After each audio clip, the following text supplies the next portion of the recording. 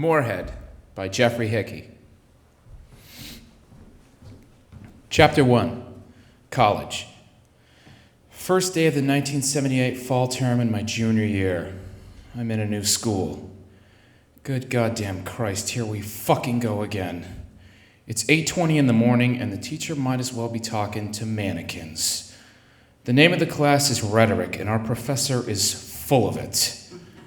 What sort of stimulant is he using to be so wired at this hour on a Monday morning? I have never in my entire life capably functioned at this hour unless utilizing a hard-on. Even years ago, when I was too routinely getting 8 hours of sleep, I was barely communicative before 10 a.m. But this guy doesn't even have coffee on his desk. How can this be? And he wants us to care. He really does. Rhetoric is everything. He is apparently unaware of the 35 or so people in this classroom who don't even give a shit. At least not yet. When I was growing up, one of my wishes was for the elimination of all 8 a.m. classes from scholastic life. I would have lived a far saner existence. I probably would have gotten better grades and ended up at Stanford, not San Francisco State. But that's where I am. And for the last 20 minutes, I've been wondering what could jar me out of my stupor and into something resembling interest. This was easily achieved when I looked around the classroom and discovered that I am serving as fodder for at least 6 men, glaring at me with hunger belying the hour. Of course, hunger like that knows not what time it is, only that it is time. What did I think would happen? I'm in San Francisco, 6'2", 165 pounds with a lithe, wiry frame, utterly without fat, sporting stylishly groomed brown blonde hair, wearing khaki shorts and a tight t-shirt that says, "I spayed my cat," across rock-hard pecs and nipples that always seem to be reaching for the coastal fog. What was I thinking when I put that on? Did I be inconspicuous? Calm down. It's flattering. They think I look hot. Maybe I do. If they think I look hot, chances are some women will think I look hot too. Granted, some of them will not be hot, but some of them will. And to this point, not one of them has met me. No one has formed an opinion of me. No one has branded me as anything other than how I look at this moment. I haven't opened my mouth and destroyed the illusion. And I look hot. At least to 6 men I look hot. It could be 6 women looking at me with curiosity and hunger. Imagine that. 6 women looking at me like they'd do me right now if I gave them the slightest hint of wanting. If I got up and went to the men's room and it was empty and they followed me in there and then we all went into the handicap stall? Oh yeah, like that's gonna happen, ever. Like a woman would behave like a guy in these situations. Like the 8 guy staring right now. They'd follow me in a heartbeat. They'd tear the very clothes from me, stretch my reluctant member to its maximum, then drain me dry while definitively redefining for me what it takes to take it like a man. And I'd never be the same again. And I'd walk funny, and my roommate would take one look at that walk and know exactly the reason why and make me move out and get a grip. They are not going to rape me. They are not going to touch my member or me. They're not even going to hit on me because I'm not going to even look at them. Not ever. I can't make them stop looking at me because I'm hot, and that's not a bad thing. I should be pleased. I really should. Just don't look at them. But don't look scared either, because they are men, and they will sense my fear, and they will know when... What are they going to do? They're not going to do a goddamn thing. I'll kick their fucking hemorrhoids up their rib cages if they so much as leer at me. I am off limits! But I don't want them to hate me either. I shouldn't look at them like I'm about to beat them and their mothers. What did Tony, the hairdresser in Westwood, say the last time he styled me before the move?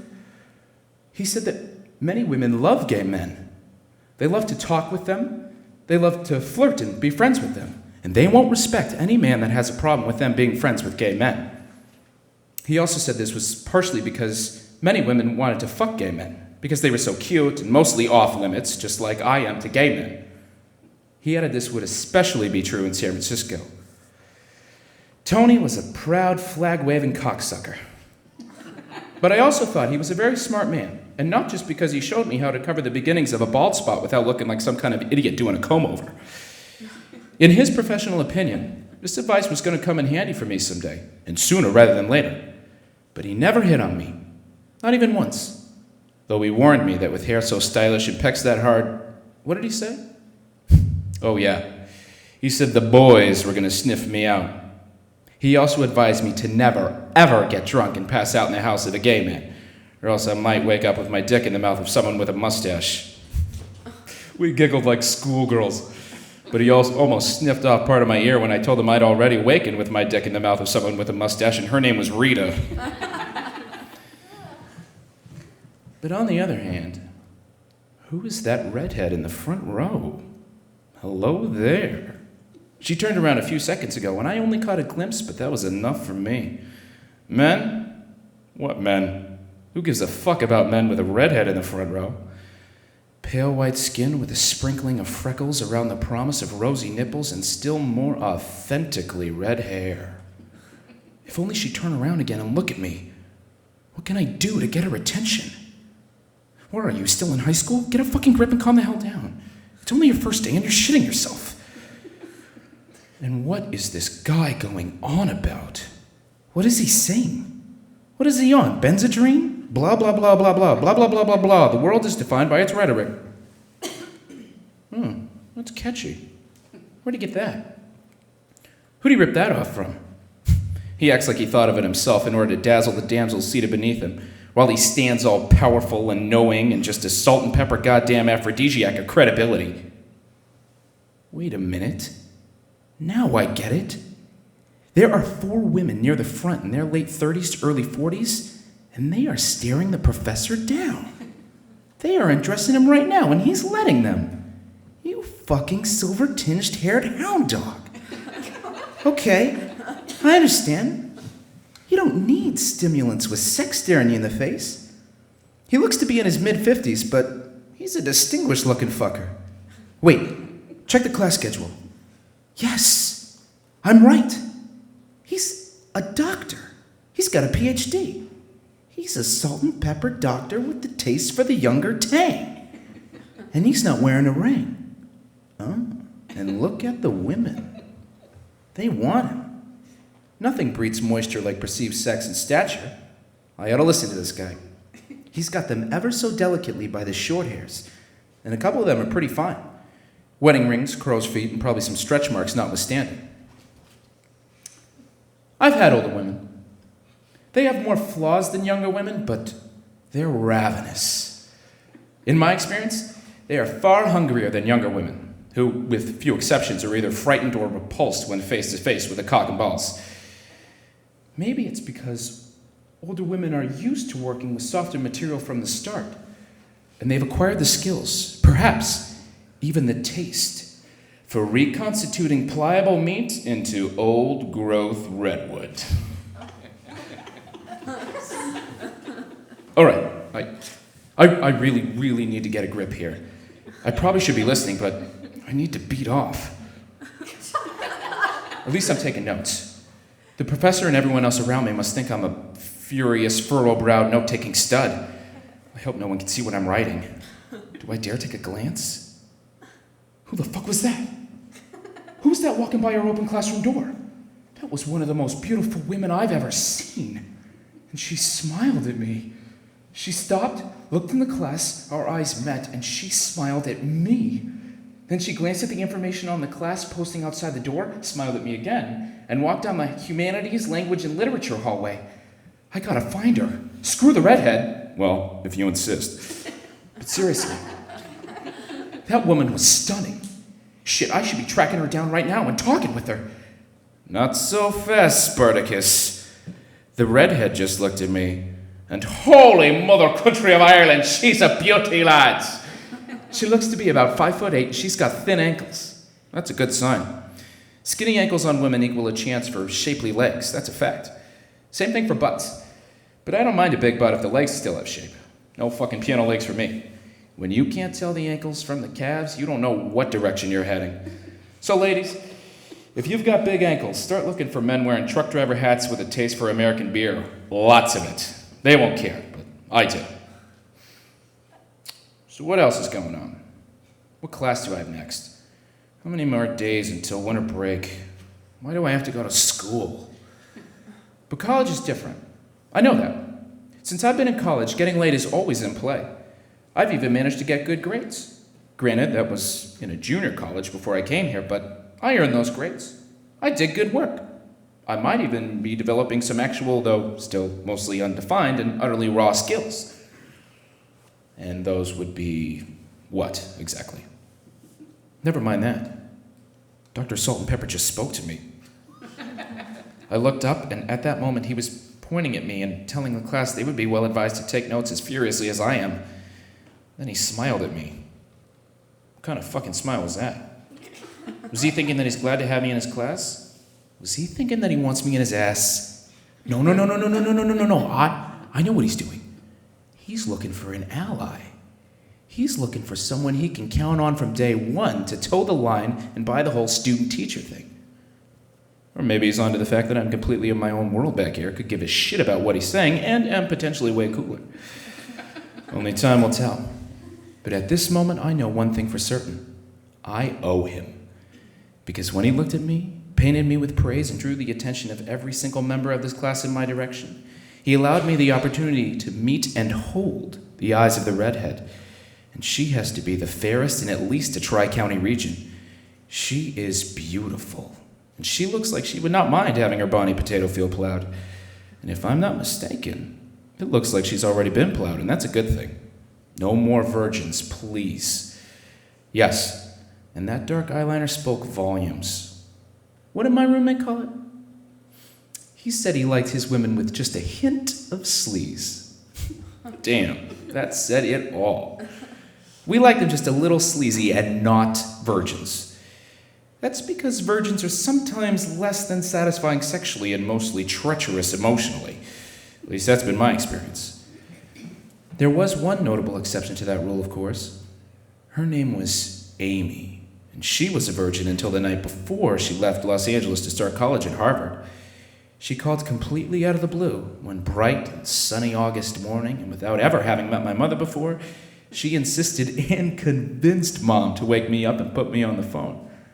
I was supposed to work that night at a local grocery store, but after hearing what Amy wanted, including stud service and a ride to the airport, I decided it had been a long time since I'd had the 24-hour stomach flu. This was tricky. It meant calling in sick to work, but telling Mom I'd be out all night because they switched my schedule and I had to work the graveyard shift stocking shelves.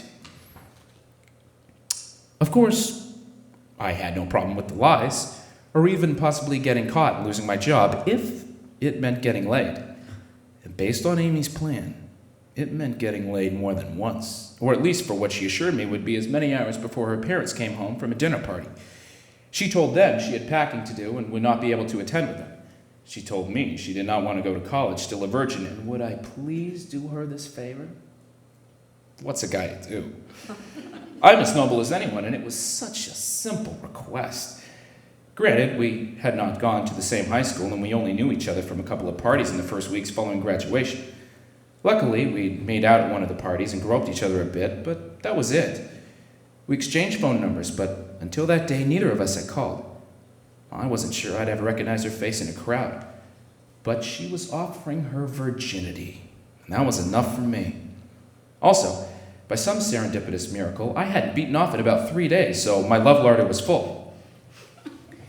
I lied to Mom, called in sick to work, and knocked on Amy's door precisely as directed at 8:30 that evening in my work clothes.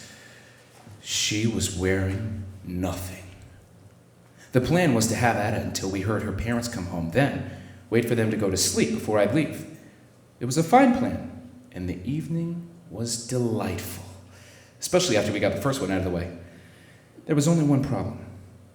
After several hours of vigorous aerobic and sometimes acrobatic activity, we both fell asleep and did not hear her parents come home.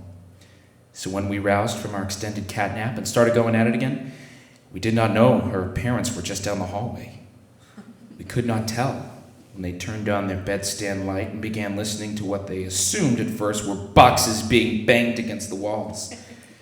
We could not hear them beginning to converse when they realized the grunts of exertion were turning into groans of pleasure.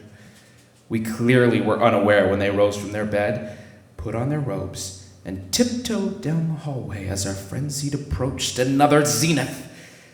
At least they had the courtesy to wait until we were completely finished, and had collapsed side by side in sweat and secretion to begin pondering how many more times we could do this before her mom and dad came home. That's when her parents walked in and turned on the light. We were both so surprised and spent that we did not bother to cover a move.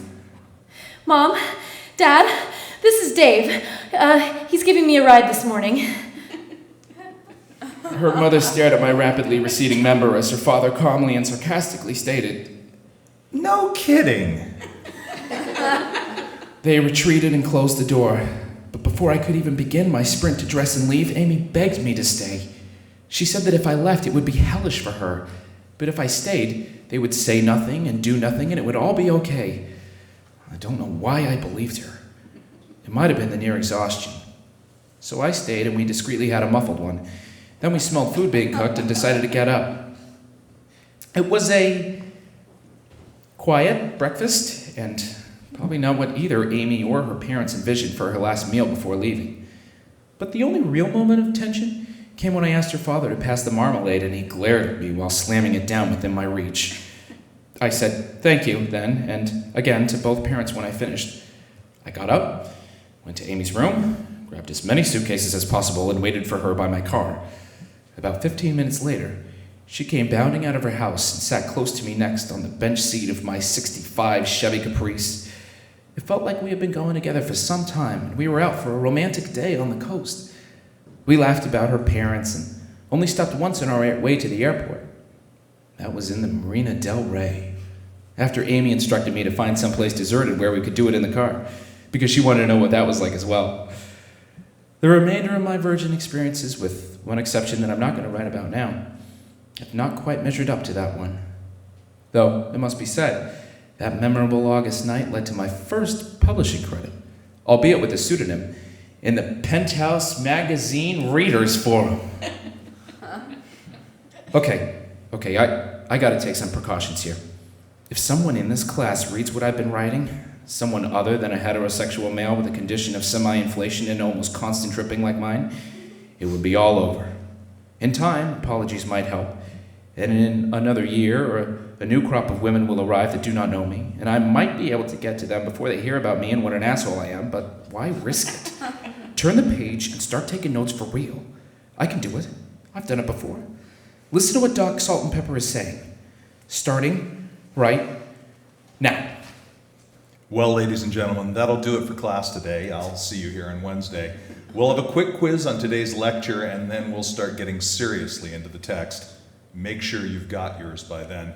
But if you need help preparing for the quiz, I suggest you make friends with that gentleman near the back taking such copious notes. What is your name? Dave Morehead? Mr. Morehead, you're about to become very popular. See you on Wednesday.